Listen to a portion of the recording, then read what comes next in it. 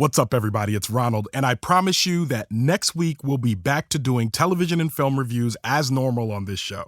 But today, I wanted to bring you a piece of the live show that we did back in February. The theme was Love on Screen, and if you weren't able to be there, let me tell you, it was a fantastic night.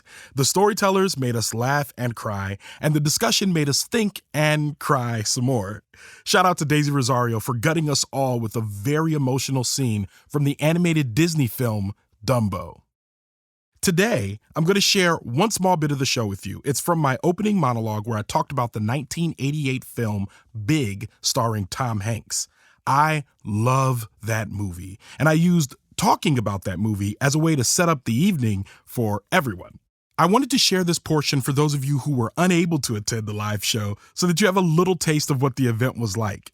And for those of you who did attend, stay tuned after the live portion when I'll be here adding a little bit more that builds out the metaphor I mentioned while discussing the movie. So I hope you enjoy today's special episode. I'm Ronald Young Jr., and I'm in the studio.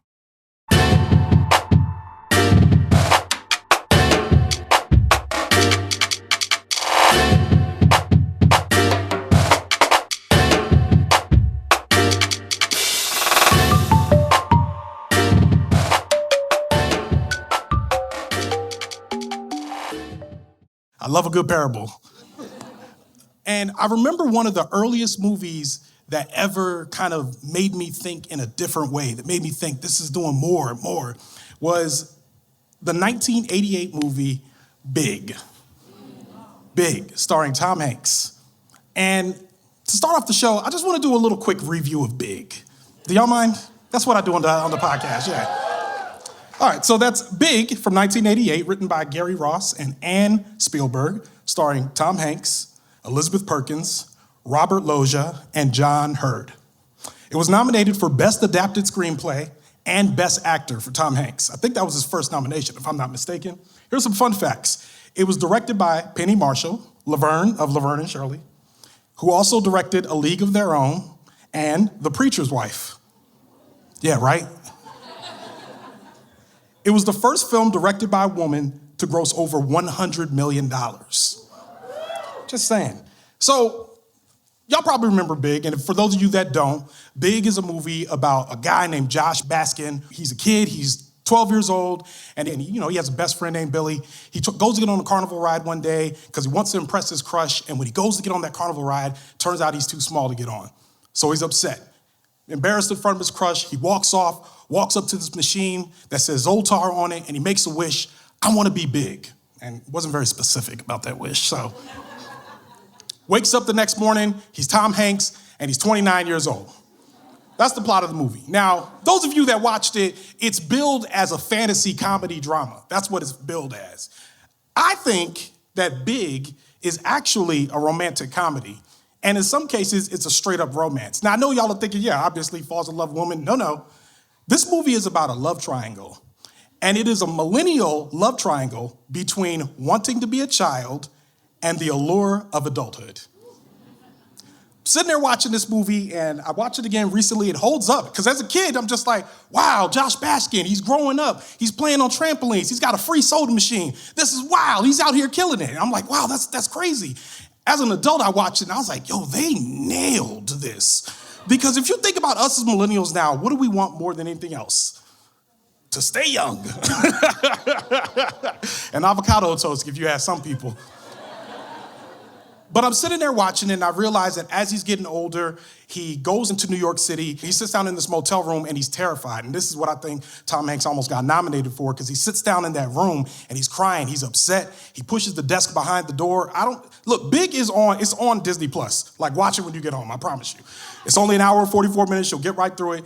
And he's just sad. Then Billy comes, and they're, doing, now that he's in an adult body, he's doing all these adult things that seems to be cool. Like, think about y'all well, anybody who's a millennial, but everybody. Think about when you first became an adult, how cool it was to be an adult. You know what I mean? How cool it was to learn how to drive. How cool it was to just, be out of your house, to stay out past curfew if you had a curfew.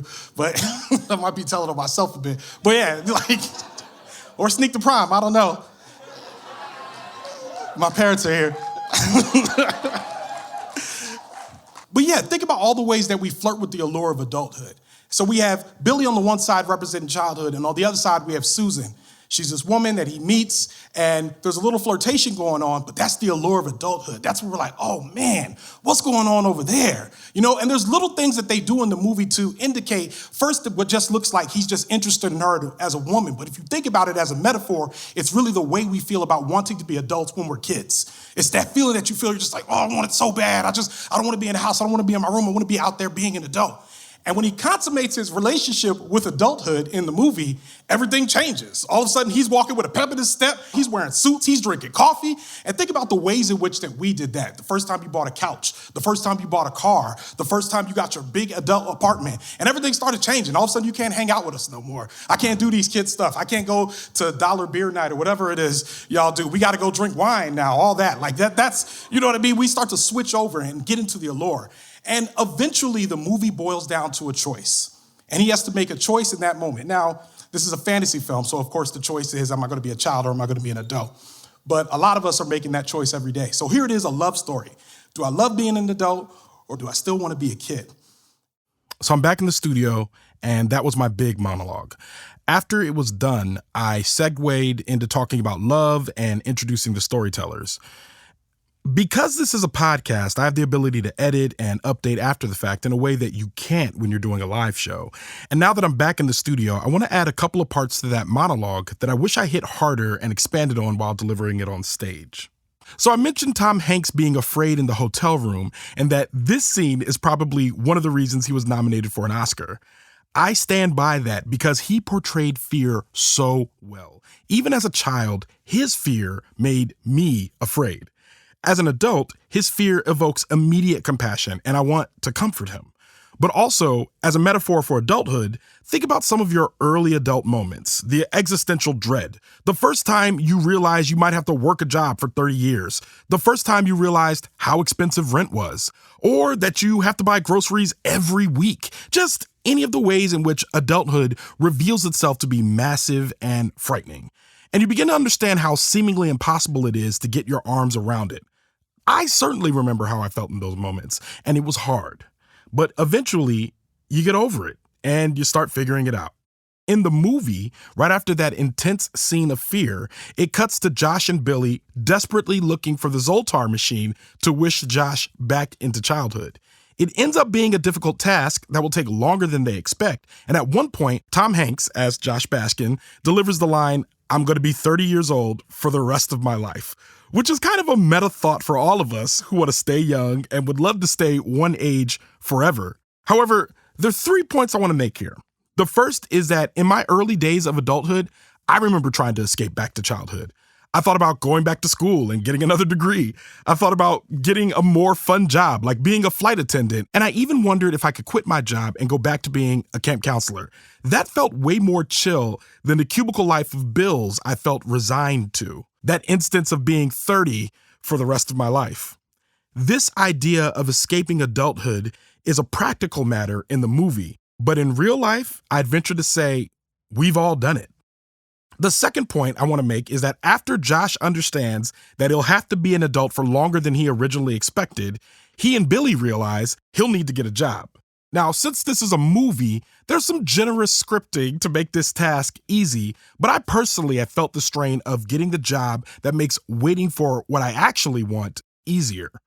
I'm telling y'all, this movie is one of the most brilliant metaphors of all time. Luckily, Josh lands in a place where he's able to excel because of his technological literacy, and eventually is promoted because it's a toy company, and because he's a child, he understands toys in a way the actual adults around him don't. This is the part where many of us adults find the sweet spot of adulthood. Whether it's our families or our jobs, somewhere in this big scary bit of adulting, we find space for ourselves, and this is when we start to believe we're getting the hang of it. My final point is that later in the movie, we find Josh back in that same hotel room with all of the same terrifying things happening on the street around him, but this time he's not afraid. It's all normal. He's eating Oreos, he's watching television, because Josh realizes, just like we all eventually do, that adulthood is terrifying all the time.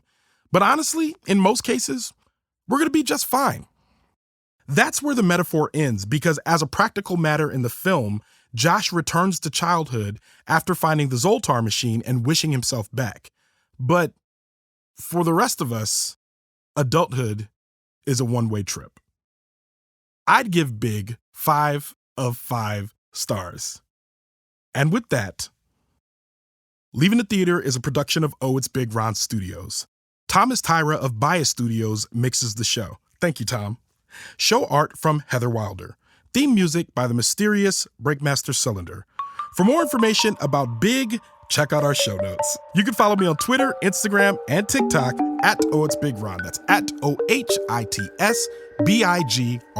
You can find out more about this show and other Oh It's Big Ron Studios shows by following us on Instagram at Oh It's Big Ron Studios and on Twitter at Oh It's Big Ron Stew. That's STEW. Leaving the Theater will be back soon. Thanks for listening.